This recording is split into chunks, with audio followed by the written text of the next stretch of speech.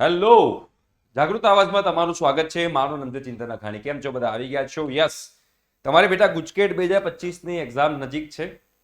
તો ગુજકેટ 2025 તમારે બેટા ફ્રી ઓફ કોસ્ટ અને એકદમ ઓથેન્ટિક જેન્યુઅન પ્રિપેરેશન અમારી સાથે કરવી હોય તો ડિસ્ક્રિપ્શન બોક્સમાં બેટા વોટ્સએપ ગ્રુપની લિંક છે, એમાં તમે જોડાઈ જજો. એકવાર બેટા જોડાઈ ગયા હોય તો બીજો જોડાવાનું નથી. ઓકે, આપણે 11th માર્ચથી એના free of cost live session material ને બધું આપવાનું સ્ટાર્ટ કરવાના છીએ. તો જે લોકોને ગ્રુપમાં જોડાવવું હોય મોસ્ટ વેલકમ છે. ઓકે, આજે બેટા ઘણા બધા સ્ટુડન્ટ્સની ડિમાન્ડ હતી, જેના કારણે આપણે એક એવો વિડીયો લઈને આવ્યા છીએ કે અત્યાર સુધીમાં મેથ્સની અંદર વાત કરી રહ્યો છું. બીજા કોઈ સબ્જેક્ટના જોઈતા હોય તો પણ તમે કમેન્ટ બોક્સમાં કમેન્ટ કરજો, સર આ સબ્જેક્ટનું પણ હું એનાલિસિસ લઈને આવો. ઓકે, હવે આ એનાલિસિસ જે છે અમે એની પીડીએફ જે છે એ પણ ગ્રુપમાં શેર કરી દઈશું. તો મેથ્સમાં યર વાઇઝ કયા ચેપ્ટરમાંથી કેટલા એમસીક્યુ પૂછાયા છે, આપણે એનું તમને આખું એનાલિસિસ જે છે તમને મસ્ત કરીને આપ્યું છે, જેના કારણે તમને લોકોને આઈડિયા આવે કે તમને કોઈ એમ કે આ ચેપ્ટરમાંથી વધારે વેટેજ છે, ફલાણા ચેપ્ટરમાંથી વધારે વેટેજ છે, પણ તમે પોતે જ એકવાર જોઈ લો તો તમને ખુદને આઈડિયા આવશે કે કયા ચેપ્ટર પર વધારે વેટેજ છે. જેવું બોર્ડ એક્ઝામમાં હતું કે બોર્ડ એક્ઝામની અંદર તો તમે અમુક ચેપ્ટર જે છે એ ઓપ્શનમાં નીકાળી શકતા હતા. ગુજકેટમાં એવું પોસિબલ છે કે ભાઈ એકાદ ચેપ્ટર ના કરીએ તો ચાલે મેથ્સની અંદર, એ આપણે એકવાર જોઈ લઈએ, અને કયા ચેપ્ટર પર વધારે ફોકસ કરવું જોઈએ એ પણ આપણે જોઈ લઈએ. ઠીક છે, તો તમારે શું કરવાનું છે? વોટ્સએપ ગ્રુપમાં જોડાઈ જવાનું છે અને આ ચેનલને સબસ્ક્રાઇબ કરી દેવાની છે, બીકોઝ 11 માર્ચથી આપણે જોરદાર ભૂકા બોલાવવાના છીએ અને પછી એડમિશન પ્રોસિજર બી આપણે સ્ટાર્ટ કરવાના છીએ. ઓકે, ચલો, તો આપણે અહીંયા આગળ એની જે પીપીટી છે સરસ મજાની, એ પીપીટી તમારી સમક્ષ અહીંયા આગળ મૂકું છું. 2020, 2021, 2022, 2023 અને 2024 જે છે છેલ્લા 5 વર્ષનું આખું એનાલિસિસ તમારી સમક્ષ છે. અહીંયા આગળ બેટા એમસીક્યુ 32 છે, 37 છે, 33 છે, 32 છે, બીકોઝ નવા સિલેબસ પ્રમાણે આપણે એનાલિસિસ કરેલું છે, તો જૂના સિલેબસના એમસીક્યુ આમાંથી રિમૂવ કરેલા છે. બેટા પહેલું ચેપ્ટર છે રિલેશન અને ફંક્શન, એટલે સંબંધ અને વિધેય, જેને ગુજરાતીમાં કહેવાય. 2020માં 1 એમસીક્યુ હતો, 21માં 3 એમસીક્યુ હતા નવા સિલેબસ પ્રમાણે, 22માં 2 એમસીક્યુ હતા, 23માં 1 અને 2024માં એના 2 એમસીક્યુ હતા. એટલે કે 1 માર્ક, 3 માર્ક, 2 માર્ક, 1 માર્ક અને 2 માર્ક એમાંથી પૂછાય છે.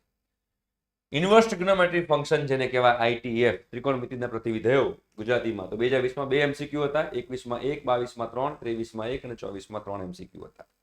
બરાબર છે, એટલે 3 માર્ક્સ કહી શકાય 2024 પ્રમાણે જોવા જઈએ તો. મેટ્રાઇસિસ જેને કહેવાય શ્રેણિક, બરાબર, 2020માં 3 એમસીક્યુ, 2021માં 3 એમસીક્યુ, 2022માં 2 એમસીક્યુ, 2023માં 3 એમસીક્યુ અને 2024માં 3 એમસીક્યુ. 3 3 3 ખાસ આવા પૂછાતા હોય છે. બરાબર.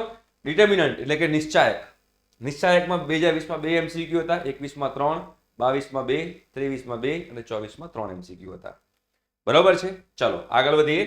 કન્ટિન્યુટી એન્ડ ડિફરન્શિએબિલિટી એટલે કે કહેવાય ને વિકલનીયતા સાતત્યતા જે કહેવાય ગુજરાતીમાં, એમાં 2020માં 2 એમસીક્યુ હતા, 2021માં 4 એમસીક્યુ હતા, 2022માં 3 એમસીક્યુ હતા, 2023માં 3 એમસીક્યુ હતા, 2024માં 4 એમસીક્યુ હતા. બરાબર છે. એપ્લિકેશન ઓફ ડેરિવેટિવ એઓડી 2020માં 3 એમસીક્યુ હતા, 21માં 2 એમસીક્યુ હતા, 22માં 2, 23માં 2 અને 24માં 3 એમસીક્યુ હતા. ઓકે, એના પછી આપણે વાત કરીએ બેટા ઇન્ટિગ્રેશનની એટલે કે સંકલનની. 2020માં 6 એમસીક્યુ હતા, 21માં બી 6, 22માં 8, 23માં 5 અને 24માં 5 હાઈએસ્ટ વેટેજ છે આ ઇન્ટિગ્રેશન, સંકલન જેને કહેવાય. બરાબર. એરિયા એપ્લિકેશન એટલે એપ્લિકેશન ઓફ ઇન્ટિગ્રલ બી આપણે એને કહી શકીએ છીએ. બરાબર, એરિયા ફાઇન્ડ કરવાના જે એક્ઝામ્પલ હોય છે. 2020માં એમાં 2 એમસીક્યુ હતા, 21માં 3 એમસીક્યુ હતા, 22માં 2 એમસીક્યુ હતા, 23માં 2 એમસીક્યુ હતા અને 24માં 3 એમસીક્યુ હતા. 2 થી 3 માર્ક્સનો આપણે વેટેજ કરી શકીએ એમાં. ડિફરન્શિયલ ઇક્વેશન, બરાબર, વિકલન સમીકરણ જે કહેવાય, એની અંદર 20માં 3 એમસીક્યુ, 21માં 3 એમસીક્યુ, 22માં 1 એમસીક્યુ, 23માં 3 એમસીક્યુ, 2024માં 3 એમસીક્યુ આની અંદરથી હતા. વેક્ટર એટલે કે સદિશ રાશિ, જે સદિશ કહી શકાય આપણે. 2020માં 3, 21માં 3, 22માં 3, 23માં 3, 24માં 3 એટલે કે 3 એમસીક્યુ એમાંથી આવી શકે છે. 3 3 3 3 3 3 છે, રાઈટ. અહીંયા આગળ તમે જોશો 3D જીઓમેટ્રી, બરાબર, તો એની અંદર 20માં 1 પણ એમસીક્યુ નહોતો નવા સિલેબસ પ્રમાણે, 21માં પણ 0, 22માં 1, 23માં 1 અને 24માં 3 એમસીક્યુ હતા. બરાબર. લિનિયર પ્રોગ્રામિંગ પ્રોબ્લેમ એલપીપી જેને કહેવાય, બરાબર, તો એની અંદર 20માં 1, 21માં 1, 22માં 2, 22માં 1, 23માં 2 અને 24માં 2 એમસીક્યુ હતા. બરાબર છે. અને પ્રોબેબિલિટી જેને સંભાવના કહેવાય, એમાં 2020માં 2 એમસીક્યુ હતા, 2021માં 3 એમસીક્યુ હતા, 22માં 1 એમસીક્યુ, 23માં 1 એમસીક્યુ અને 24માં 3 એમસીક્યુ. તો આ પ્રમાણેનું વેટેજ છે. અને આપણે બેટા 2024ના પ્રમાણે જોવા જઈએ તો 2024માં તમે જોશો તો મિનિમમ દરેક ચેપ્ટરમાંથી 2 MCQ છે અને મેક્સિમમ 5 MCQ છે. એટલે અહીંયા આગળ તમે લોકો સમજી શકો છો કે મોર ઓવર દરેક ચેપ્ટરનું ઇક્વલ વેટેજ છે. ફોર એક્ઝામ્પલ તમે લોકો કોઈ એક ચેપ્ટર ના કર્યું, તમારે સમજી લેવાનું કે 2 થી 3 MCQ તમારા તમને એમના આવડશે નહીં જો તમે લોકો ચેપ્ટર મિસ કરેલું હશે. આ જે ગુજકેટમાં વેટેજ છે એ વેટેજની પ્રમાણે આપણે જોવા જઈએ તમારે બધા ચેપ્ટર કરવા જોઈએ જો તમારે 110ની ઉપર માર્ક્સ લાવવા હોય તોની વાત છે બેટા. અને અમે લોકો તમને એ જ પ્રમાણે ગાઈડ કરીશું, અમે લોકો તમને એ જ પ્રમાણે સરસ મજાનું પ્રિપેરેશન કરાવીશું, એકદમ સ્ટ્રેટેજી સાથે, એકદમ પ્લાનિંગ સાથે. ઓકે, તો તમારે જો બેટા વોટ્સએપ ગ્રુપમાં જોડાવાનું બાકી હોય તમે લોકો ખાસ જોડાઈ જજો, અને એકવાર જોડાઈ ગયા તો બીજી વાર જોડાવાની જરૂર નથી. બીજા કોઈ આવા સબ્જેક્ટનું તમને પ્લાનિંગ જોઈતું હોય તો તમે કમેન્ટ બોક્સમાં કમેન્ટ પર કહેજો કે સર અમને આ સબ્જેક્ટનું પણ આવી રીતે એનાલિસિસ કરીને બતાવો, તો અમે તમને બતાવીશું.